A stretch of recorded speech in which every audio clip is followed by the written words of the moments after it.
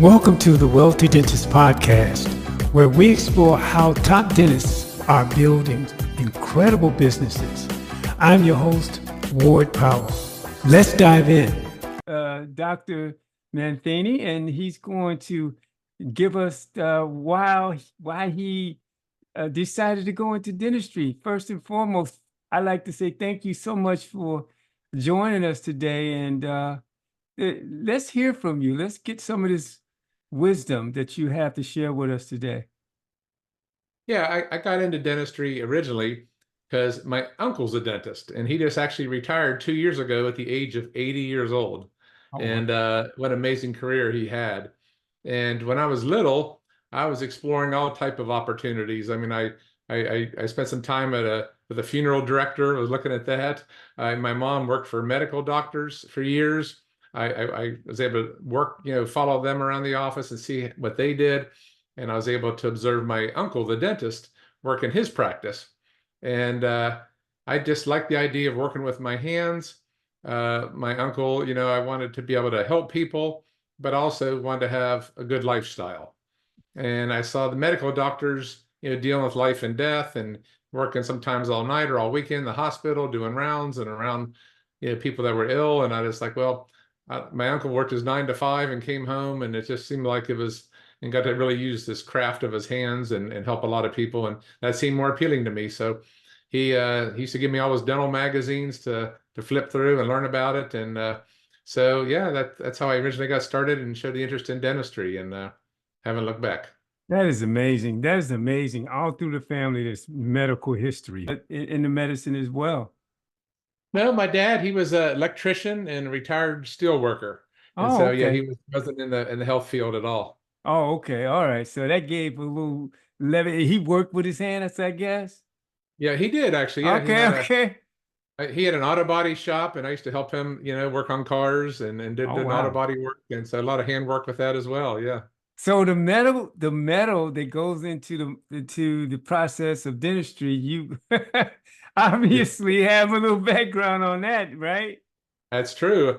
I could put a high shine on those metal ones like nobody's ever seen, right? Oh wow. And at today they're wearing gold and silver all through their mouths these days. So yeah, no, I can imagine some of the work that you can come up with. And it's art. It's art. And I love the idea that where you can kind of like blend the two, the art and then the business. So let's talk about the business portion of what you do and how do you approach the business part of dentistry. Yeah, that's a challenging aspect for all of us, in dentistry. That I enjoyed, my first 10 or 15 years in practice. I enjoyed being a dentist. Far as I love going in and excuse me, I love going in and doing the dentistry the best of my abilities and being proud of what you do. Like you said, you're kind of like an artist while you're in there as well. I love doing the dentistry, and I felt like I did a good job at it. And I did a good job taking time with patients to, look at their problems, give them the options, explain what I was going to be doing. I felt like I did a good job with that. And then after I finished examining the patients and talked to them about the dentistry available to them, I would hand that person off to the front desk, to the financial planners or financial managers or your office manager, and have them go over the estimate and the cost and attempt to get them scheduled.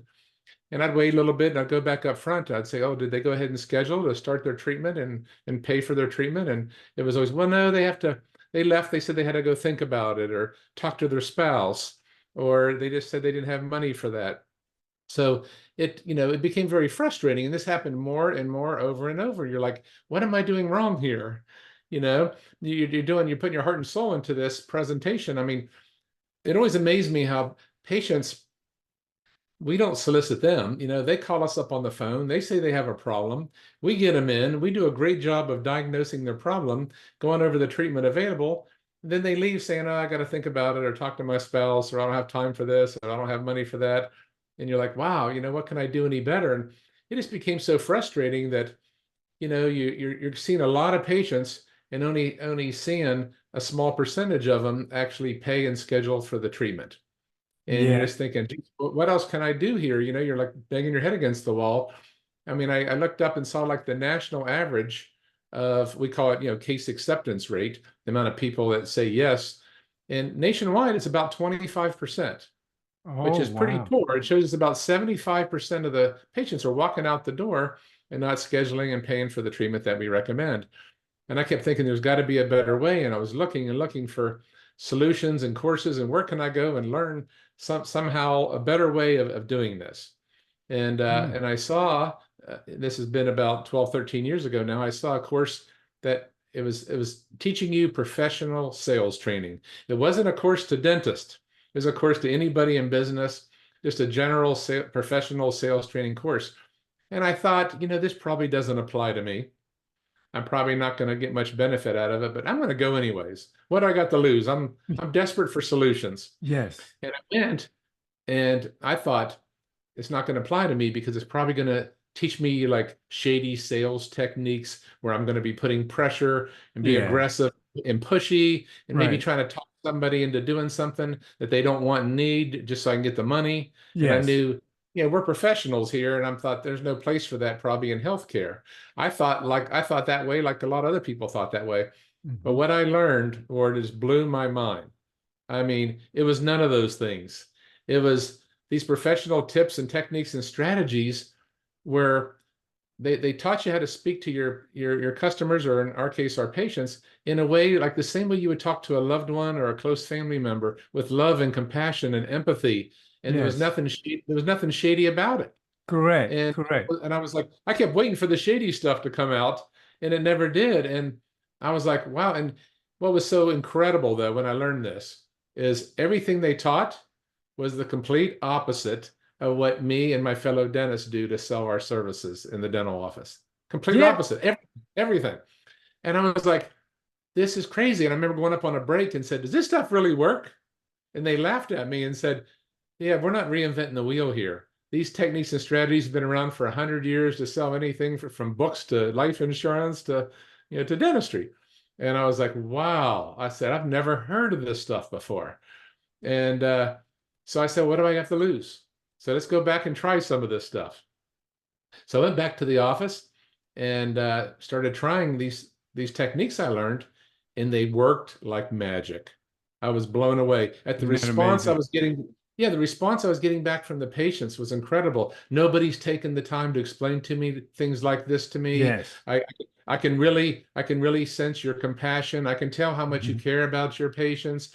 And people Mhm. started signing up left and right. And I was like amazed. And I was like, why is this stuff not being taught at every dental meeting and convention across the country? People should be shouting this information from the rooftops. I mean, I feel like I came upon the Holy Grail here. It's like in dental business, I'm like, oh my gosh. And I'm like, so I went on a mission to buy every book and take every sales course I could on professional sales training to deep dive into this and learn all I can and just keep applying it and tweaking it and testing it at the dental office. And not only did it change my practice, but it literally changed my life. And That's in a awesome. matter of over that next year or so, I was able to triple my case acceptance rate, the amount of people that said yes, 3 times the national average over that next year, and just never look back. And it's just, yes, it's not an overnight fix. It takes time to learn it. It takes time to practice it. You have to be persistent and going over it, but it's time well spent, and you really, really feel great about it. And it brought me so much more joy to the field of dentistry. So many dentists are stressed out and unhappy because they have a lot of pressure on them, running a team, running an office, all the overhead and the expense. But when you're able to help a lot more people this way, it gives you so much more satisfaction and brings a lot of joy back in dentistry. Well, you sure definitely look like you're so calm. Yeah. No Yeah. stress. Oh yeah. No stress. So I mean, Yeah. I not only hear it from you, I see it. That's a wonderful thing. So tell me about this program. There's a program that you created behind all of this information that you gathered through sales. Because I know a lot of dentists think, oh, I don't need to sell. I am good at what I do. That's good that you're good at what you do. But if nobody knows about you, who cares what you know? You know what Yeah. I'm saying? That's true. I was just gonna, keep the information to myself, Yeah. like I figured I got some great benefits from it. And I thought, but I just kept having this burning desire. I'm like, I feel so guilty keeping it to myself, and I feel like I have this moral obligation to help my fellow dentist. Yeah. And every time I put aside, I kept coming back to it, going, I got to do something here. I got to be able to get some kind of resources out there to help other people. And so I started putting together all of my information that I learned and put it in a format where I could from A to Z on all the different areas that you need to learn as far as professional sales training. And what's nice is I've already done the hard work as far as applying it to dentistry, Mm-hmm. all the examples that I give and teach are obviously in the dental office. And so it applies very much to what we do every day. Mm-hmm. And so what I did is then I developed online video training courses, and then I started doing some in-office training. Like I had just locally in my town, I got to 3 or 4 friends that were dentists and said, "Let me come in and teach, train you and your staff on all these techniques and strategies that I learned." And I said, "I'm not, I just did it for free initially, just to show them what it's all about, get some testimonials, get some good feedback." And I'm thinking, yeah, I learned it. I got great results, but I want to make sure I can actually teach other people to do the same thing. Mm-hmm. So that's what I did. And so, like I said, I'm going to be, I'm still kind of early on in far as what I'm doing. I have written a book, on the subject. It's on Amazon. It's called Pleasant Persistence: Your Key to Yes. Sales Success. Mm-hmm. And so I want to get the book out there. I wanted to develop the online training courses, which I have available on my website. But the thing is, I'm excited about is I found that even if you put this stuff in a video format where people can watch it and learn all your strategies, I just think that life gets in the way a lot of times. We all have good intentions. And I just think if you put any kind of video course like that, a lot of people just don't take the time, no matter how good they think it would be and help them and help their practice. A lot of people just don't take the time to sit down and go through it, absorb it, and apply it to their situation. Yeah. Because we're all just busy. And I think I've really thought about this. Like, I don't want to just make money just selling courses or whatever that way. I truly want to make a difference and help people and have them get the same aha moments that I did. I want them to change their practice, change their life.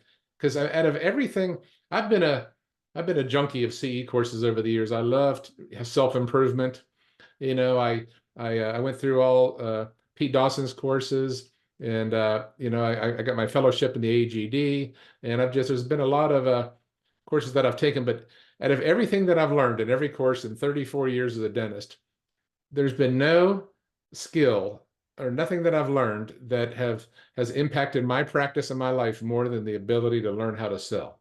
That's awesome. And sales is just, thing is that every business, we're all in sales, whether we want to believe it or not. Yes. Right? I would say That's nothing right. happens in a business until a sale is made. You That's can't right. help your patients. You can't help your patients. You can't help your staff. You can't help your office business unless somebody says yes and pays for that kind of service that you're recommending. So everything in business is sales and marketing. You're selling yourself. You're selling your team. You're selling what you do. How you do it. You're selling the procedures that you're recommending.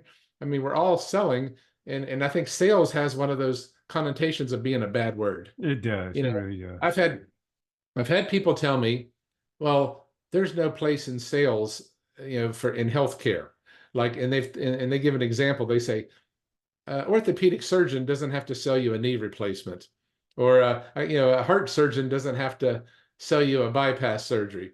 And of course, my response is he absolutely does have to sell you that, right? The orthopedic surgeon, given telling you about your knee replacement, he has to sell you on the fact that you need it, that Right. your problem can't be fixed any other way. He's Mm-hmm. got to sell you on all the available options that are out there, which one he thinks is the best. He's got to sell you on the fact that he's the best one in your area to do it. He's the most competent. He has a lot of experience, years of experience, testimonials, whatever, and results. So all this stuff. And and people say, oh, he should just have to educate you. He shouldn't have to sell you anything. Yes, education is part of the sales process, right? So sales is not a bad thing. Now there's bad selling and there's good selling, right? Bad Absolutely. sales is people like the used car salesman that only have their best interest at stake and nobody else's. Mhm. But good salesmen, professional salesmen, sell from the heart, not the wallet, because they care so much. Mhm. And that's the big, big difference. And that's Yeah. something that I didn't distinguish in the beginning either. I thought all sales were bad.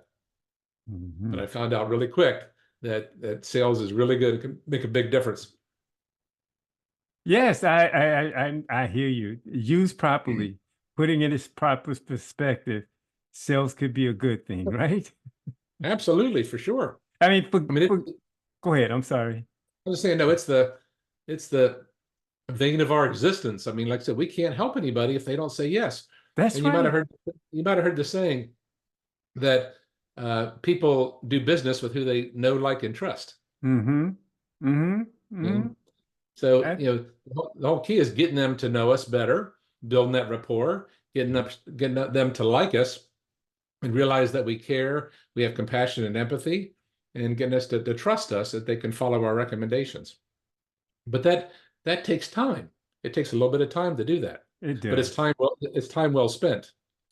Right. An organic growth kind of situation. You have to organically put this together. Pe you like you said, this doesn't happen overnight with a flick of a switch. This is something that you get involved with. You get your hands dirty. Everything's got to move with this, along with you trying to be profitable while learning this. And that's quite a juggling act, in the beginning, but over time It, it becomes a great it situation. really does. No, you're Mm. absolutely correct on that. And I've talked about when I've trained other dentists or spoke to them about what I've learned. One of the big keys is taking more time with people, not Mm, being so rushed. A lot yes. of dentists, you rush into a room. Oh yeah, yeah, yeah. You need 3 crowns. It's $3,000 or whatever. It's like you expect somebody to say, if you think about like you as a consumer, Hmm. you're going to buy a major purchase of three, four, $5,000. Are you going to buy that in 30 seconds or a minute of information? Like the bigger the purchase, the more time you need. You need to get more facts. Yes. You need to think about it. You need to process it. Yes. You need to like weigh all the choices. You got to, it's a lot to take in. If it's Sleep a on if it. it's a Yes. if it's a $3 item, you don't need any No time. problem. That's a spur of the moment. If it's $30, now I don't really need much time either for that. Maybe even 300. But you're getting into thousands. It's like, look, you can't expect anybody to say yes and be comfortable with a major purchase when they just met you, or even if they know you. If it's the first time they heard about this thing they need some time to process that. And one common objection I get is, well, I don't know how you can afford to take the time with people like you. They say time is money. I need to be running that drill. How do you take the time, like, just for example, with a consultation? How do you sit there for a half an hour or 45 minutes doing these free consultations with people? I need to get in, get out, and I got things to do. And it's amazing to me, though, that the more time we take with people, the more they feel comfortable, the more the resistance goes down, and the more they trust us. And in fact, an interesting fact is that, and Mike, this has been several years ago, but I looked one year in my practice, I had about 25 or 30% more openings on my schedule than I did the year before Hmm. because I was able to calculate it. So I went back and said, let me see what the difference was in what I collected as far as the revenue. And I looked in the year that I had 25 to 30% more openings in my schedule, I collected the same amount as I did the year before when I had all those openings filled in. And Ooh, so what that showed me is that more is not always better, like, working and less. you say, Yes. yeah, so how did I make the same amount doing less work and seeing less people? Because Hmm. I spent more time with those people because I had the time available, right? Mm. I spent the time and I built more rapport, I educated them more, I had more time to overcome objections, I had more time to handle everything. And just to give them time to work it out in their mind and get through any resistance. And somebody tells us we need something, especially if it's something involved or something expensive, we have a lot of resistance that go on in our brain. And it Mm. takes time to break down those walls and come down. And so when I had more time on my schedule, I spent more. I said, well, I have more openings. I'm just going to spend more time with people, talking to them. Mhm. And I was able to do more dentistry on fewer people than I did the year before. And I had a lot less stressful year and made the same amount. And it was like an eye opener for me, like, wow. So trying to jam your schedule full don't always pay dividends, that way adds a lot of stress and not necessarily more money. Mm. It's a whole different way that we've ever approached, dentistry in the past. Everybody thinks that, just you gotta go and run, hop around 4 or 5, 6 rooms at once, and that's how you be successful and become a wealthy dentist. But I found that's not necessarily the fact either. I mean, there's a lot of burnout in dentistry, a lot of stress. I think a lot of people are busy, but they're not busy, they're not generating the kind of income they want or have the lifestyle that they want because they're just so hectic and so busy. So I didn't even, when I went into this, I wasn't thinking about, I didn't even know what benefits it would have to me in my practice and my life. I just wanted to find a way of helping more patients because I was seeing so many people walk out the door and not getting the dentistry done. So I said, there's got to be a better way. And that's when I learned about professional sales training. But I was amazed at not only how well it worked, but then the impact that it had on my practice and my life. So when more people were saying yes than ever before, then it allowed me to be able to slow down, see less people because I had more successful results. I was selling more of the big ticket items now, the crowns, bridges, implants, doing more high-end denture work and more Invisalign and things like that. So I was able to schedule less volume, have less people because I was getting more people to say yes to the higher end stuff. So I was able to work less stressful and like I said, and of course the staff was happy. They weren't so crazy and busy and all that too as well. So we were able just to slow down and see less people and made a huge difference for us. So that's the things I'm trying to do. I want to try to teach people and I don't know where if we have time, what I'd like to do next, if it's okay with you, is that when I went through my training, I identified kind of 10 things that the sales experts do that is different from what dentists do to sell their services. Definitely want to hear that. Yes. Yeah, because this is what made a big difference in my practice. So I kind of wrote up a little report, like a PDF document, Yes. and I want to identify the 10 differences kind of between what the sales masters do to sell their services that they do in a way that's not pushy, aggressive, or high pressure. Like I said, selling from the heart, not the wallet. What do they do? And that leads to a high success rate, 75 to 80%. What do they do compared to what we as dentists do to sell our services at a 25% acceptance rate? What are they doing different than we're doing? And it really made me realize that when I went through this and identified these things. So the first one is that we often try to present our treatment to patients during their cleaning visit. They're getting their teeth cleaned. Of course, you know how the dentist comes in the room and checks them for cavities.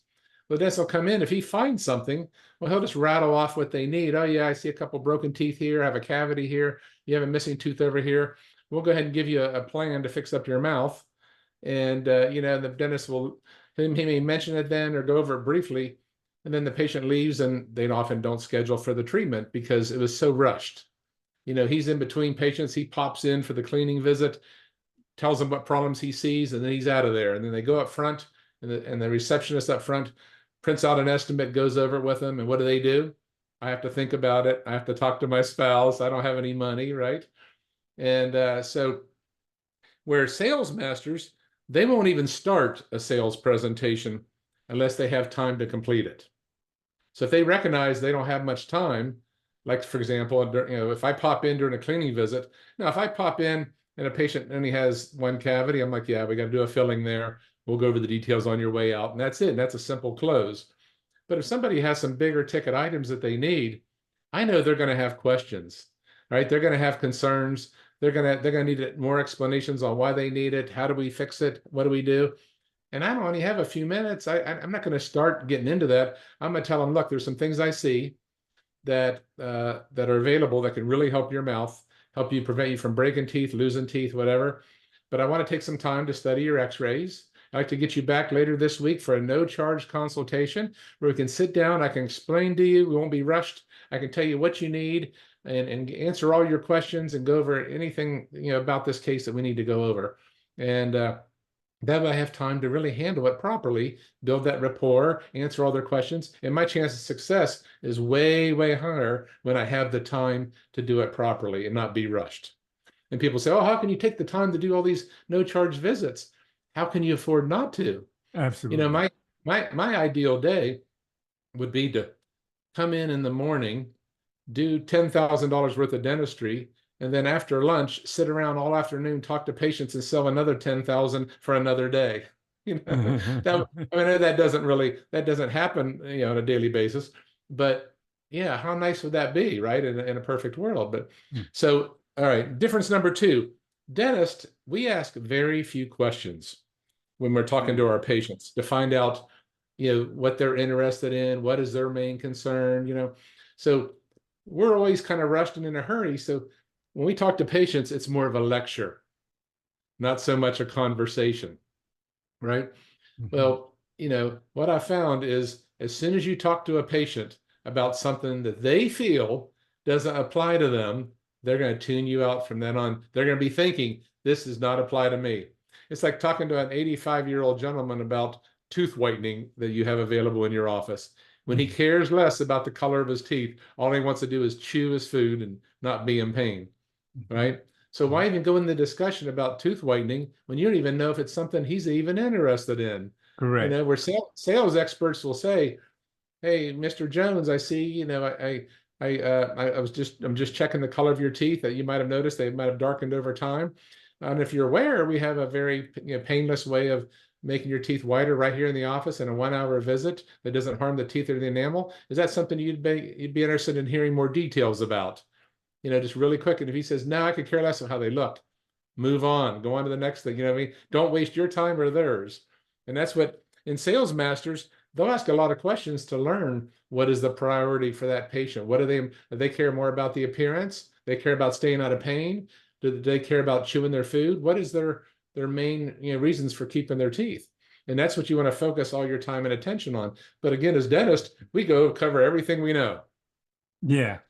Whether the patient wants it or not, we don't take time to ask and get to that feedback. And that's, again, it takes a little more time. But if it doubles or triples the amount of people that say yes by doing some of these things, isn't it well worth it? Feel the need of the patient, the need of the Exactly. patient first. Yes, I understand. Exactly. I mean, we don't tell them what we give them our professional opinion, but it's like, but if it's something that doesn't interest them in any way, it's like we're not helping them get healthier by talking to them about things that they don't want. So difference number three is that I kind of touched on it. We're dentists, we treat the case presentation when we go over the treatment as a lecture with the dentist doing all the talking. Where sales masters, they know that it needs to be a conversation, and sales masters, they listen as much, if not more, than they talk. They want that person in front of them engaged in the conversation. They want to get their feedback. Tell me about this. Tell me more about that. Why are you looking to get this done? What is your goals for your mouth? Whatever. And they're going to get more feedback from that person, because a lot of times patient won't remember when they leave your office. They won't remember what you said, but they will remember how you made them feel. Yes. That's a big, big, big difference, for sure. So, like I said, just they say we have two ears and one mouth for a reason. We should be listening twice as much as we're talking, right? All right, difference Wisdom, number four, wisdom. wisdom. So, difference number four, that in dentistry, all our dental terms we use, are all the fancy jargon that we use as dentists, they become such commonplace to us that we use these words in front of our patients. Like We'll they say, "Oh yeah, understand it, right? you need a buccal composite on tooth number 4, MOD," and we're like, "What's all these numbers and symbols and what's all this mean?" And they're lost. And then we tell them what they need and what the cost is, and a lot of them don't do it because they're confused. And Absolutely. you have that Yes. saying in sales, confused people don't buy. If they're overwhelmed or confused, they don't feel comfortable enough to say yes to whatever you're recommending. Bedside So manner and explanation. Yes. yeah, so you want to really use layman's terms, and like I Yes. said, I mean, you can still be professional and use layman terms. I mean, I'm not afraid to talk to my patients about, hey, I see some infection, I push here, some pus comes out, or talking about blood and guts. I mean, you're not trying to be gross, but terms they understand. I mean, my office, we go through all the technical terms and we say, what's the layman's version of that? Let's say that. Don't be saying, don't call it, I'm going to check your occlusion. No, I'm going to check your bite. I'm going to check your bite. We know occlusion in dentistry means bite, but nobody else does. So getting into their terms helps. And that's what sales masters do. They speak in terms that the patient understands or their client understands, and it doesn't confuse them, and they're able to pay attention more and be more engaged in that. So difference number 5, as dentists, we try to be thorough, right? We often give all the options available to the patient because we want to show them kind of, make sure they have good, all the information to make a good informed decision. So if somebody's missing a tooth, say over here on the lower right, we'll say, okay, well, you can have an implant put in there with a crown on it, or we can do a bridge across the gap from one tooth to the other, or we can make a removable partial denture. We have that available. We have a couple kinds of those, some with metal, some without metal, and so at this point, the patient's head is spinning and they're like, how do they know what to decide? They don't know which one's best. They're thinking like, if you don't know, and you're the dentist, how am I supposed to know, And they're sitting there going, they think they have the judge on, well, which one's cheaper? Which one's better? And so again, all it does is add to their confusion. And so what do sales masters do? Well, they'll figure out the number one best, most ideal plan or option for their patient, and they'll present that. And then they'll tell the patient, if this is something you're not able to do or don't want to do for yourself, we have backup options that are available. So present the number one option. If they go for that, great, you're done. You saved a lot of time. You didn't confuse the patients. Why go into other options that are not as ideal if they're able to do the number one best option? Give them the chance. If they say, well, that's not something I'm able to do, or I don't like that option, no problem. My second choice would be this. Here's the details on that. How does that sound to you? If you don't like that, we'll go to third option. But the further you go down the line, I tell them, the further you go down the line, the more compromises you may have to make. It may not be as ideal fit, may not look as good, it may not be as comfortable, whatever. But they understand that. Yes. And I just don't like to get them, present them all 4 or 5 options for everything they do and confuse them even more. And then guess what? They do nothing. They leave and say, well, I have to think about it. Well, they can think about it all day. They're not going to make a choice on that most of the time if you've confused them too much. So we're halfway through our differences. Are you ready for number 6? Absolutely. Yes, definitely. All right. So the 6th difference is that when a dentist is talking to a patient, at least 60% of the time, they end that conversation without even asking for the sale. They don't even give the patient the opportunity to say yes. They told them what's wrong. They told them what's available. They might even told them what the cost is. And then they just stop right there. The patient's looking at them. They're looking at the patient. Nobody's saying anything. If the patient don't jump up and say, yes, sign me up. Where do I schedule that? Then they'll say, well, if the patient don't say anything, they'll say, well, let's go ahead and give you a printout showing your estimate or your treatment. And if you decide it's something you want to do, just give us a call back. We'll get you in. It sounds nice, right? But what if the patient was ready to go forward right then? Nobody asked them. Nobody gave them a choice, right? So sales masters, they always they make closing statements and ask closing questions to get the commitment from the patient. They want to know what they're thinking, because until you ask them, you're not going to know what their concerns or their objections are, right? If you ask them, guess what? A lot of them are going to say yes. But you have to ask to find out. And granted, a lot of them will say no. They'll have more concerns. They want more information, or they may have some objections that you have to deal with. But now but you keep the conversation going. If you just say, this is what you need, here's the cost, and nobody says anything else, you don't try to ask them if they're ready to say, like, I'll say often, like, hey, how about we go ahead and do this before it turns into a bigger, harder, more expensive project for yourself? That's a commitment question, right? And a lot of them say, yeah, sounds good, let's do it. If they don't, they have concerns, they tell me, we talk more through that, and we go through these one by one and handle it. So again, just a big, big difference on how we were taught and what we were exposed to in dental school compared to what works out there every day in the real world. So difference number 7, dentist, we often overwhelm the patient whenever we give them the fee. So how many times do you think when we tell a patient a fee, how many times do you feel the patient says, wow, is that all it is? that's way cheaper than I thought it was going to be. Never, never in this Never. You're time. right. Yeah. I don't think I've ever heard that. I don't think No. in all my career, everybody's like, wow, that that much. And it's always more expensive than they thought because they're not in the field. They don't know what things cost. You tell them a crown's going to be 1,500 or whatever it is. Wow, $1,500. And they're all like overwhelmed.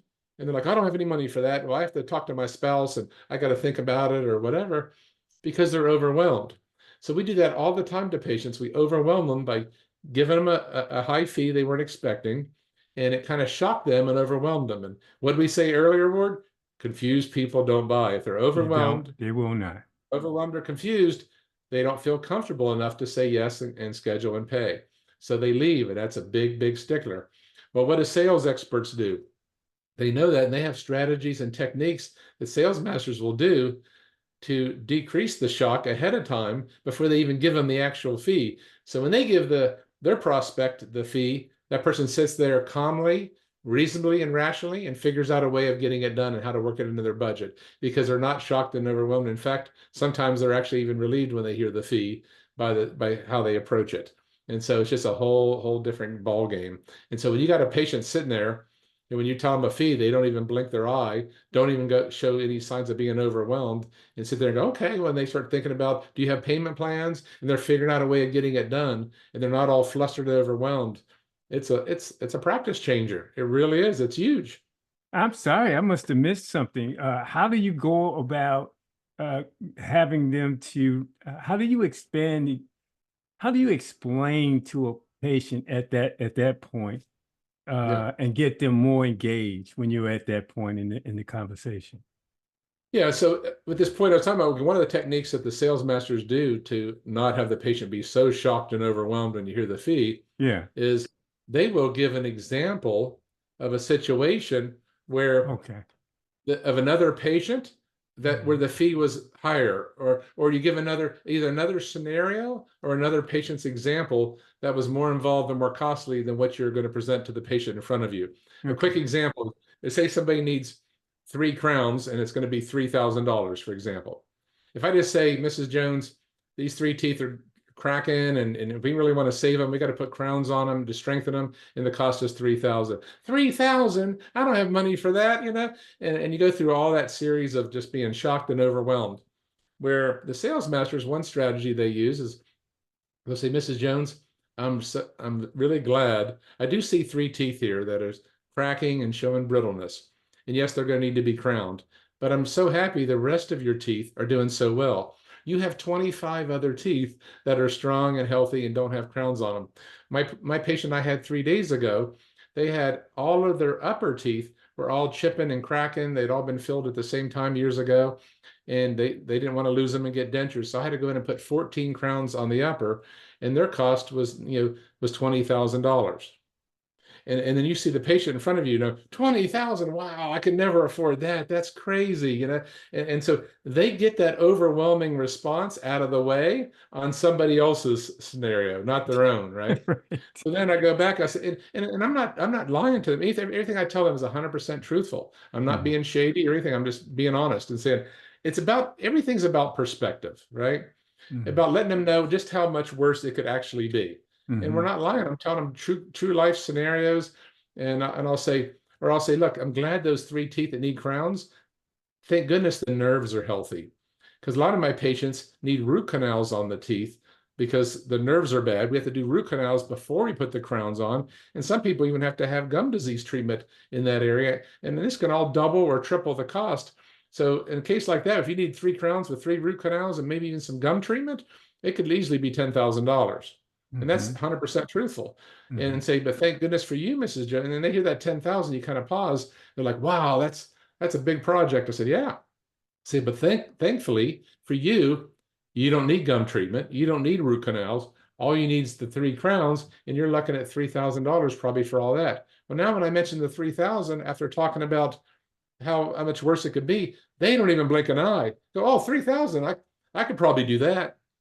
They're actually relieved, like, oh, thank goodness it's not 10, and they're happy. What a humongous difference in the mindset to have a patient flipping out over $3,000 compared to sitting there going, okay, 3,000, Well, I have 2,000, I think, in my checking. Can I put the rest on a credit card? You sure can. Or do you have payment plans? Yes, absolutely. And Mm. so it's just that's what you want. You want them sitting there thinking about how they can figure out how to get it done to help themselves. And when they help themselves, they help you as well. That's just one of many things that you kind of learn when you look at this stuff. It's just like it's just simple things, knowing what to do, what to say, what not to do, and what not to say to patients to allow them to feel comfortable enough to go forward with you and get your recommendations so they can get helped, which obviously helps you as the dentist in your practice as well. May I So, ask here if so let's say that they have those three teeth that are going bad and need crowns. If they yeah. didn't repair those, would that affect the other teeth in any way? Oh, for sure. Yeah. If they lost those teeth and they didn't replace them. And that's the other thing I'll say too. Like I'll say, look, if we don't go in and crown, before I give them the fee of those three crowns, another way you could approach it is like what you kind of hinted at, is you can say, if we don't restore these teeth and they break apart and we lose them, not only are we going through three difficult extractions, which is not inexpensive, but then we got to put implants in there to give you teeth that are not removable. And, and putting three in there to replace those three teeth is going to be, whatever, a $15,000 project. And say, so to me, it makes a lot more sense to go in and save your teeth. We can get in there and probably restore all three of those teeth for $3,000. We can avoid going through three extractions and save you about $7,000 or $8,000 off the cost. And it's huge. But you're right, if they take the teeth out and don't replace them, teeth are going to move and drift and shift. And it can lead to a lot more complications and a lot more expense down the road. But that's a good point. Thank you for that. Yeah, that's awesome. So let's see where we are on our list of things. So we went 8. through number 6, number up to number 8. Another difference is that dentists will try to handle objections that patients give them, whether they're true or false. An example of this is a patient says, I don't have any money for that. But so you're telling them they need a crown for $1,000 and they say, oh, I can't afford that. I don't have any money for that. And you look down, they have a Rolex watch on. They came in a fancy car and they just told you about the round the world cruise they have planned for next month. And they don't have $1,000 for a crown. You're thinking to yourself, give me a break, right? Well, it's not the money, right? We know it's not the money, but what do dentists do? Because they don't know, they don't have any other tools in their tool belt on how to handle this. They're Mhm. thinking they're going, this guy's, it's not the money. I know it's not, but they don't know what else to say or do. So when the patient in that case says, I don't have any money for that, they said, well, we have payment plans that are available. That's the number one comeback. If somebody says, I can't afford something, we have a payment plan. We have care credit or other third-party financing. And the person goes up and they're like, well, just give me the application. I'll think about it and maybe I'll come by and apply for it later. So often they don't go forward with the financing. Why? Because it's not the money, right? You're trying to solve a problem that isn't real. And so now, if they truly don't have any money and $1,000 is a hardship, then yeah, the financing is a good option for those Mhm. people. We use financing every day. Mhm. But the dentist, we try to handle every objection, whether it's true or false. Now it works on the true objections, but you say, well, why would a patient give you an objection that's not real? Why would they say that I don't have any money when they really do?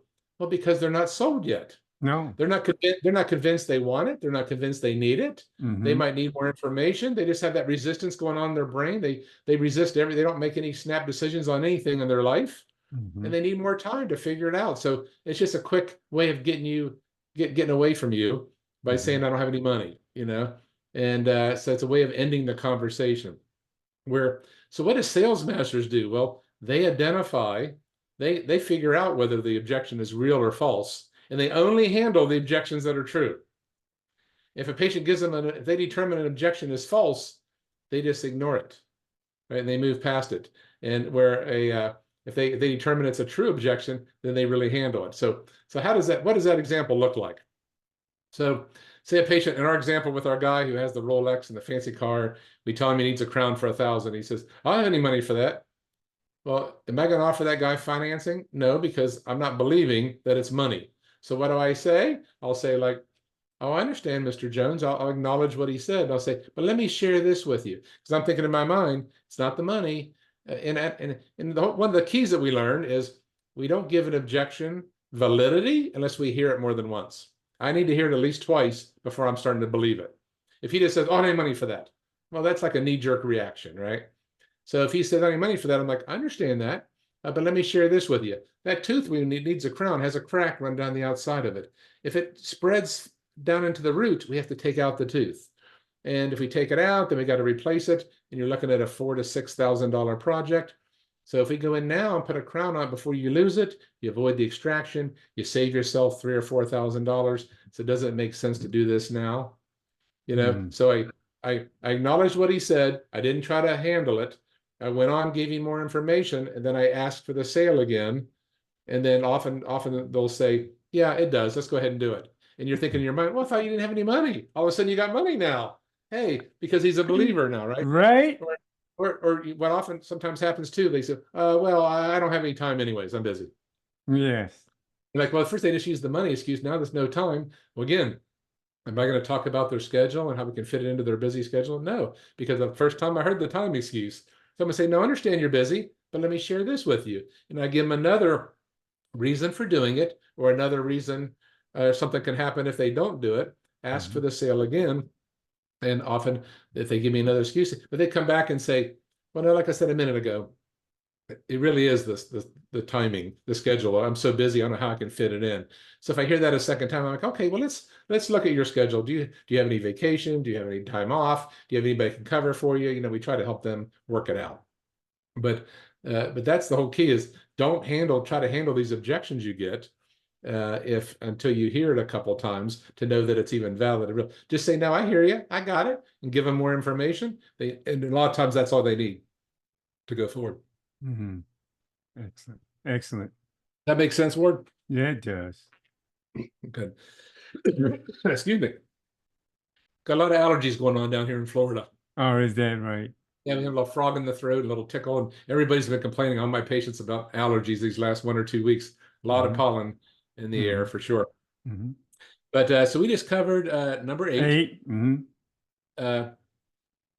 So on number 9, that okay, so yeah, so this has to do with the objections as well.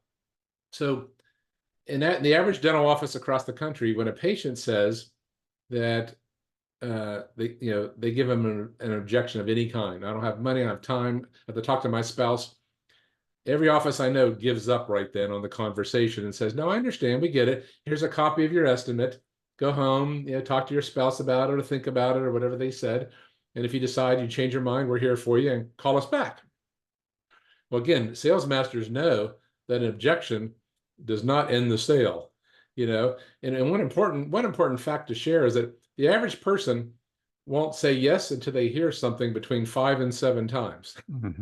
That way, they just need that repetition. That's why, like with radio, it's so important to have that repetition of ads. People don't act the first time they hear something. Correct. They got to hear it over and over to get themselves through that. So I wrote down, the dentist, they give up, and most dentists will give up after hearing their first objection, where sales masters, they believe that the sales process doesn't even start until they get their first objection. When they hear somebody say, like, I have to think about it, talk to my spouse, okay, now we're off and running. So they'll go ahead and go through the process like I told you, where I understand, I hear you, but let me share this with you. Give them more benefits of doing it, more risk of doing nothing. Go back, ask them for the sale again. If they give a different objection, do the same process over again. If they give you the same one more than once, then give it validity and handle it. And does this mean everybody's going to say yes? Absolutely not. No matter how good you are and how much you practice and learn, not everybody's going to say yes and do your recommendations. But if we can get that percentage, if we can double or triple the amount of people that are saying yes compared to what we're doing right now, it's a game changer. It's life-changing for the practice as well. So that brings us to number 10. The number 10 difference is that the average dentist does not have a comprehensive way of following up with those patients who don't say yes. If somebody says no or can't do it for any reason and they leave, if a person leaves, the average dentist doesn't really follow up with that in any way. And you've heard in real estate how the 3 most important things are location, location, location. Well, in sales, the most important word is follow up, follow up, follow up. It's so crucial and key. And I've actually called patients up myself, like a couple of days later after they've been in and they didn't accept treatment, and said, hey, I was just calling to check in to see if you thought about what we discussed, if you had any questions that I could answer for you. if I can help you in any way with anything. No, we can go ahead and book that. I can go ahead and schedule that now. It's like, well, if they had their mind and decided they could, how come they're not calling me? But they have good intentions. Sometimes life gets in the way, we get busy, and they mean to follow up, but they often don't. So a lot of times you call them up and they can, now why do I need that again? Or they just need some more information and help them. And so we have a whole system that we do to follow up with patients through our letters and phone calls and email and things like that to attempt to get the sale on another day. Because it's all about helping the patients and helping the practice for sure. So that's kind of like, so when I look at those 10 differences, Ward, it made me understand now why our case acceptance rate is so low, why only 25% of patients say yes. If you looked at all those things that we're doing, how different that is compared to what the sales masters do, it's no wonder our sales acceptance rate is so low. And I'm surprised it's not even lower, to be honest with you. But with some practice, by learning this stuff, getting educated on this, and then reviewing it on a regular basis, because like old habits are hard to break. We always kind of resort back to doing it the same old way we've always done it. But if we learn a better way and practice it and review it on a regular basis, then it can make a huge, huge difference. Like I said, in the average, in my office, I went from 25% to 75 to 80% on the acceptance rate, which was, like I said, I just can't even stress how beneficial that was. And it's something that I'm making it my life. I'm still practicing dentistry on a part-time basis, but my life mission is to help and train. I want to help 10,000 dentists over the next 10 years to really learn this information, apply it to their offices. I mean, us dentists, we put a lot of time and a lot of money into becoming a dentist, and it's a hard job. And like I said, I feel for my fellow dentist. But if I can get all this information to as many dentists as possible, I know their life's going to be easier, less stressful, more productive, allow them to see less volume of patients, and just be overall happier, healthier, and more financially set. And that's my goal.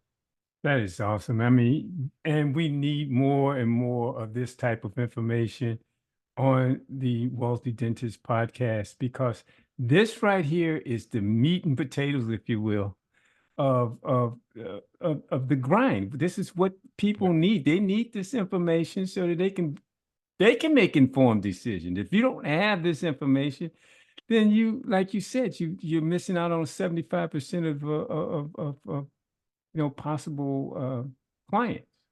So why There's that saying, there's that saying, you don't know what you don't know type of thing, right? Yes. I mean, I didn't even know this. I did not know this information even existed after being in practice for 10 to 15 years. I never even heard of it. And I've been to many dental meetings, took many courses, never heard any of this information anywhere else before. And I could not believe it. I'm like, but it's just something that no dentist is out there looking for sales training courses because they think it doesn't apply to them. They think it's about being pushy and aggressive and high pressure, and it won't be perceived well by your patients. But it's the total opposite. It's none of those things. It's ways of talking to your patients that you'll be proud of. And the feedback you get from patients are like nothing you've ever seen. I mean, more positivity. It's unbelievable. Like, you're tired of me repeating how happy I am with this information, but it's just something I cannot even stress how beneficial it is. I can't even give you it's one of those things that's just so good, I can't even express it, how good it is for the practice, for the patients, for everybody involved. Well, it's a win-win. It's a win-win Right. because they need the work. And Right. and by them getting the work done, they need, there's a lot of people don't know, like you said, they don't know what they don't know. So you have to explain to them what they need so that they can make a decision on not only what they need, but what they would want after you get to explain it to. Exactly. No, that's huge. And so my first, my core information that I learned, that the biggest thing that made the impact in my practice in my life is learning professional sales training applied to dentistry. So I developed that online course. I call it Doctor Sales Academy, where I teach everything, all the scripts, everything from A to Z. It's 40 short little 3-minute videos, so you can consume them really easy. And I was applying that, and I got great results. But then I started really thinking about it when I was training other offices and stuff too. I came to the conclusion that there was kind of 4 main departments that you really need to do well in to reach the maximum benefit that you can get in your office. And so the first one is, obviously every business ideally needs marketing, but dentists will get get slow, or they get more openings in their schedule. They want to be busier, make more revenue or whatever, and they'll sign up and do some marketing. And then they're disappointed that they're not making more money, not helping more patients, not filling up the schedule. They're like, man, I'm spending $2,000 or $3,000 a month on marketing, and I'm not seeing the financial rewards. Yeah, but you got to remember, marketing builds awareness. It lets people know where you are, what you do, and it makes your phone ring. That's all it does. It doesn't bring people into the office, and it doesn't sell them on the dentistry. So Excellent point. marketing makes the phone ring. So the girls up front have to be trained on how to handle the phones. And there's a company called Viva Concepts that did a study of 10,000 dental offices.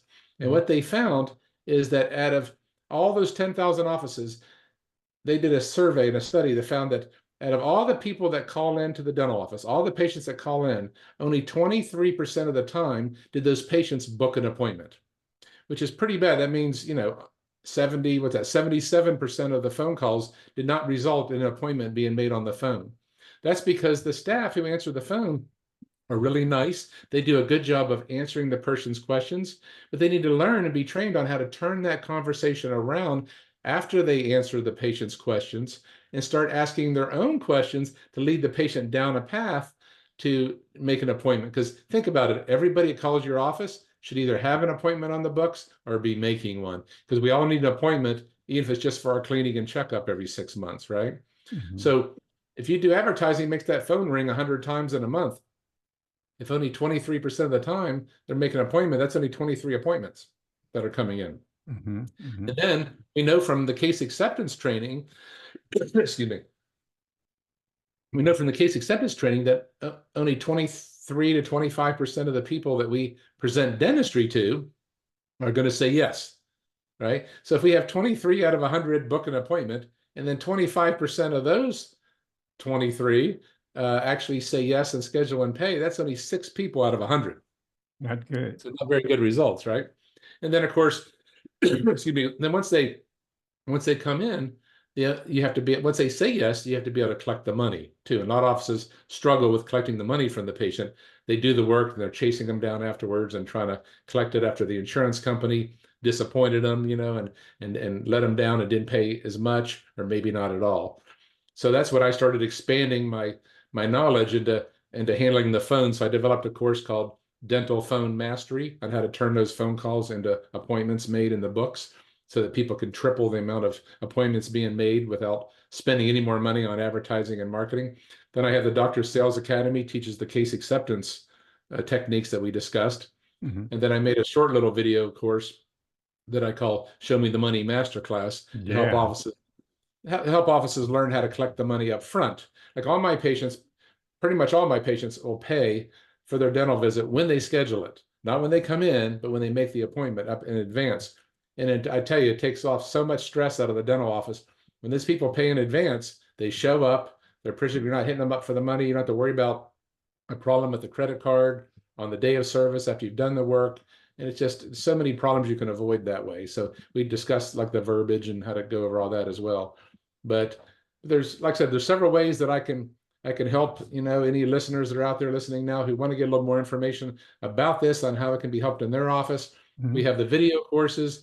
I actually even go into dental offices where we role play. We have a manual that we go through, and I can train the office and the staff on the different techniques and practice, the case acceptance training as well as the phone training. We have that. And then we're going to be doing some coaching here real soon as well, where we can get on a call every week or two and walk people through these techniques over Zoom like we're doing now, and help them practice and just get better and better and better at this to get bigger results for them. Well, Dr. Matheny, could you help me and the listening audience on how to contact you if they wanted to get more information about your programs?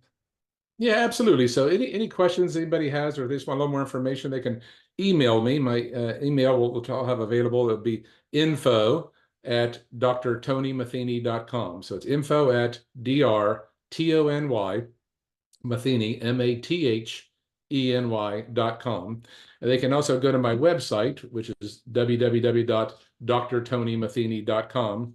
And I also have my phone number. They can reach me through mobile. They can text me or call me at 772 263 6476. Oh, excellent, excellent. So, in closing, what would you tell the young dentist or the um, the dentist that just is just getting started in the business? What kind of words of wisdom can you give them in their journey into or career into dentistry going forward? That's a great question because yeah, dental students or young dentists out in practice, they they don't realize a lot of things that we learn with more experience and training, right? Mhm. So if I had to go back and talk to myself in dental school or just out of practice, I would advise to obviously invest in yourself. And what I mean invest in yourself, two things. One, invest in education, like we're teaching today to learn how to do things in a better, easier, faster way to shorten your learning curve, but also invest in yourself financially and learn to live on the rest. And what I mean by that is so many dentists, they want to wait till they become more successful before they start investing for their future. Mhm. Putting money into 401ks or, any kind of IRAs or whatever. But what I've found is that it's those early years that are so important to start saving early. It's that compounding interest scenario that we have often seen. But I see so many dentists wait until the middle of their career before they start investing for retirement in their future. And by then, it's like you cannot hardly invest enough to catch up. So the advice I would give to young dentists is, I don't care if you're making $1,000 a month, take 15% of the money you're making, have it taken out automatically out of your checking account and go right into some type of investment account or 401k and have it. If you can't do 15, do 10. If you can do more, do more. But I think 15%, if you did that from the beginning when you started making money, take it, have it automatically taken out of your checking so you don't even see it and you learn to live on the rest. The mistake a lot of people do is they'll say, oh, I'm going to pay all my bills, and at the end of the month, if there's any money left over, then I'll invest in my future. Well, there's never any money left over. Something always eats it up, right? That's right. You either spend more or just there's always somewhere else to put it. So that's the only that's a major thing is you can't invest too early. Invest in the beginning, small amounts add up. I read a scenario where if somebody would invest 15% starting at age 21, they did that to age 30. And if they quit investing, they'd be a millionaire at retirement time. If they that's quitting at 30, Before retirement time, right? If they Yeah, started at 20 or early 20s, they're before retirement time. Yes. exactly. So that's 45 or that's 50 years old, they can have $1 million in their account. You're right.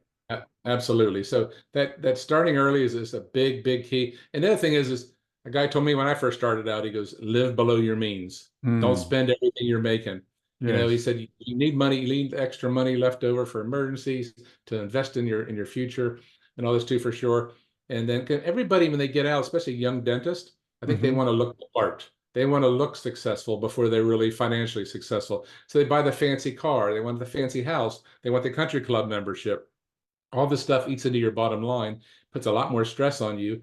You have to produce a lot more money just to pay everything. So take the stress off yourself. Remember that this beginning, 10, 15 years is so crucial and so important to don't try to buy every gadget out there in dentistry, all the new lasers and milling Hmm. machines and all this fancy equipment that costs hundreds of thousands of dollars. I mean, it adds again more stress and it makes your bottom line. If I had a son who was going to dental school and he got out, I'd say, start the practice simply. Start off with, 3 or 4 rooms. Don't try to have this big giant 10-room office when you're starting off. If you need to buy some good used equipment, do that. You can always replace it with new fancy stuff later. Keep your overhead down. That's the biggest key. Keep your expenses and your overhead as low as possible. Don't overspend in your personal life. Don't overspend at your practice. And that takes a lot more pressure off you. You can and then learn how to sell, learn how to handle the phones, learn how to maximize your stuff at your office. And I think that is the big key to helping you going forward financially. Well, there you have it. Spoken from a person that's given us lots and lots of words and wisdom to not only on the business side, but just wisdom. If you're going to get involved with putting money away, start early. The 10 areas of actually helping your clients understand what they don't know. what they don't know and getting them through that issue, those issues or those gray areas of not actually making a move. Because if they don't, then they're only hurting themselves and you're not really doing your job as a dentist. So thank you so much, Dr. Matheny, for coming in and speaking with us and giving us this information. I'm sure people are going to love this and they're loving it. So um, can you give us your contact information one more time, please? Absolutely. And before I do, Ward, I just want to thank you again for bringing this podcast out to the field of dentistry this way. I mean, this is such a needed thing that we need in our community to have us all learn from each other, benefit each other. I think it's a wonderful thing you're doing here. So keep up the great work with that. But again, anybody can reach out to me through email, info@drtonymatheny.com. I'm happy to get on a call with you and we can discuss situation in your office. And out of all the available resources that I have, we can see what would benefit you the most and see how we can start helping you. You can get information on my website at drtonymatheny.com, or you can reach out on a mobile phone at 772-263-6476. Thank you so much again, Ward. I appreciate it. Thank you, Tony. Appreciate it.